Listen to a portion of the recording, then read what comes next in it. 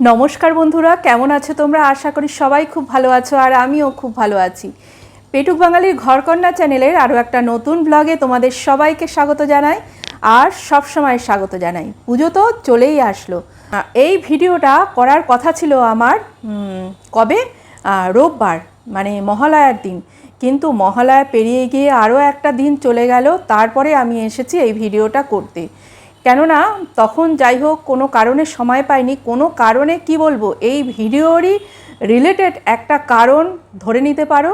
যেমন এই আজকের বিষয় হচ্ছে মানে হ্যাশট্যাগ আমরা বাঙালি, তার আজকের বিষয় হচ্ছে সুর ও অসুর, মানে আমাদের যে ভালো আর মন্দ তারই বিষয়। তো বলতে পারো এই রকমই কারো এই যে কায়া, সেই কায়ার মধ্যে যে অসুর বাধা মানে বাসা বেঁধেছে, হ্যাঁ এখনও বাসা বেঁধে আছে। তো তারই কিছুটা মানে চেষ্টা করেছিলাম সেই দিন, যাতে সেটা দূর হয়ে যায়। তাদের যাদের ভিতরে এই অসুরটা বাসা বেঁধেছে, তাদের অসুরটা যাতে একদম সেই কায়া ছেড়ে চলে যায়। কী অসুর? দেখো, আমাদের মানব শরীরে যেই অসুরগুলো বাসা বাঁধে তারা হচ্ছে বলতে পারো অহংকার অসুর, বলতে পারো রাগাসুর, বলতে পারো কি বলবো অভিমানাসুর। এই রকম অসুর আমাদের মানব শরীরে বাসা বাঁধে।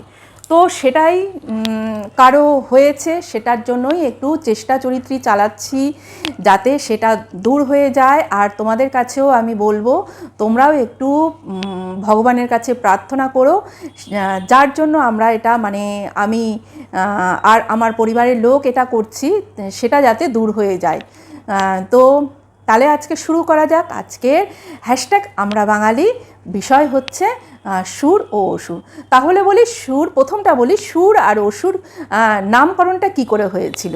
তো আমরা সবাই জানি, যখন ওই অমৃতর সন্ধানে সমুদ্র মন্থন শুরু হয়, তো 1000 বছর ধরে সমুদ্র মন্থন করার পরে একের পর এক সমুদ্র থেকে সব নানান জিনিস উঠে আসতে আরম্ভ করলো। তো তখন কিন্তু উঠে এসেছিল বরুণ দেবের কন্যা বারুণী।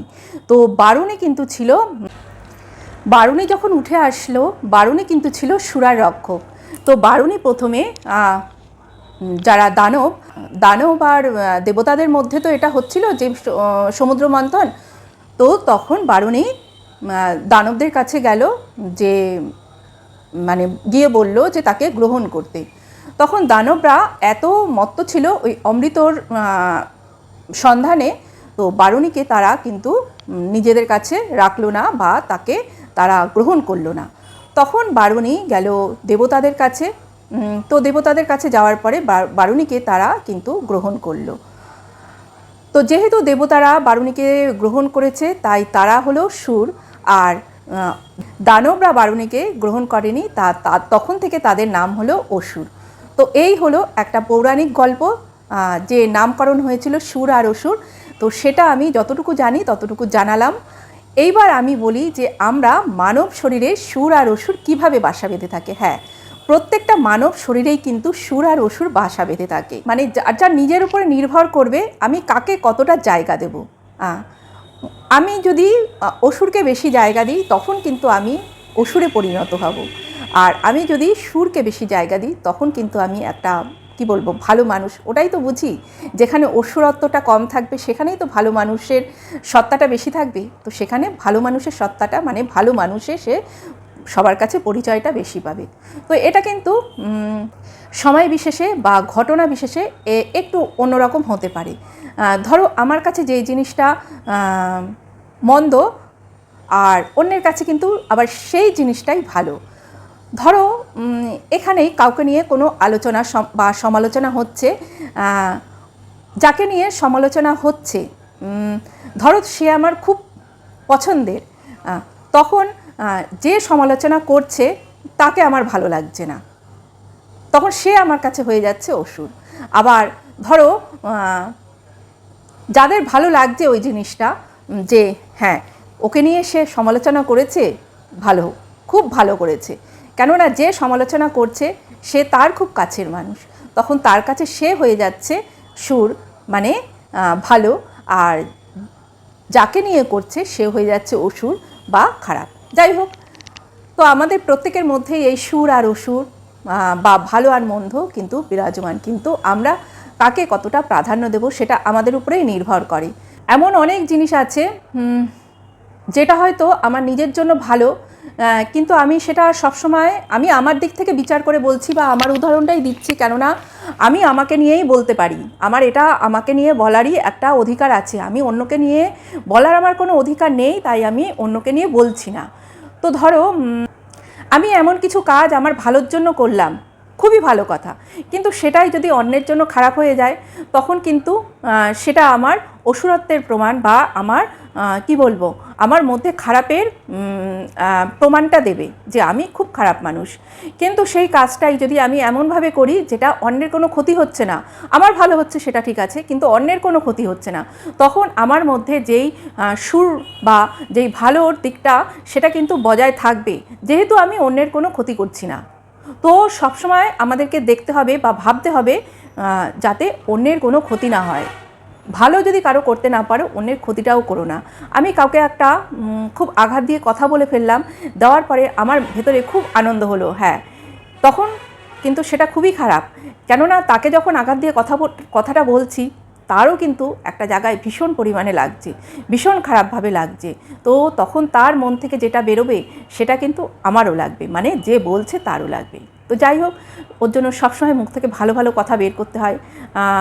এমন হয় যখন মন থেকে এমন খারাপ কথা বা খারাপ এমন একটা কাজ কেউ করে ফেলে, তখন তার যখন খারাপ সেই জিনিসটা ঘটে যায়, হয়তো সে মন থেকে বলেনি সেই জিনিসটা হতে, কিন্তু সেটা এমনভাবে গিয়ে এমনভাবে মানে তখন তার মন থেকে বেরিয়েছে, যার জন্য বলেছে তার জন্য খারাপ হয়ে গেছে।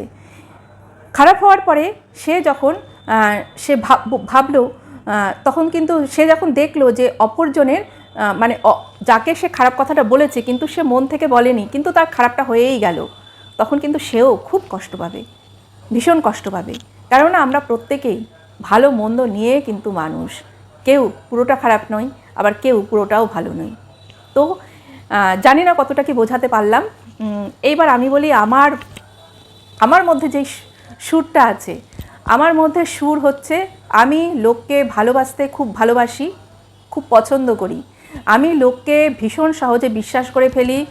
আর আমার মধ্যে যে ওষুধটা, সেই ওষুধটা হচ্ছে আমি যখন কাউকে ভালোবাসি বা কাউকে পছন্দ করি, আমার ভেতরে যা আছে আমি তাকে সবটা বলে ফেলি, আমার ভেতরে কিন্তু কিচ্ছু আমি রাখতে পারি না।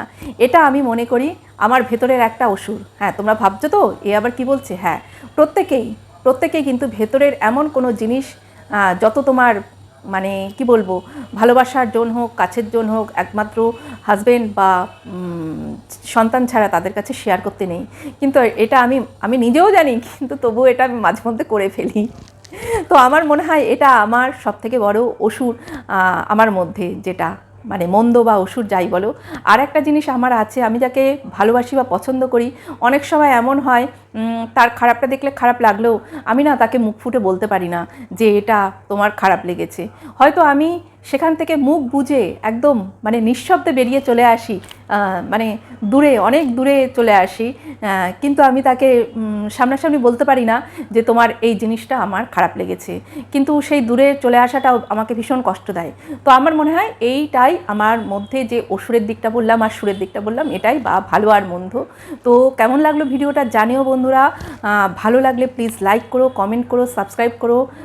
ভিডিওটা খুব ছোট্ট হচ্ছে, কিন্তু বলার অনেক কিছু ছিল, এইটুকুনির মধ্যেই শেষ করছি।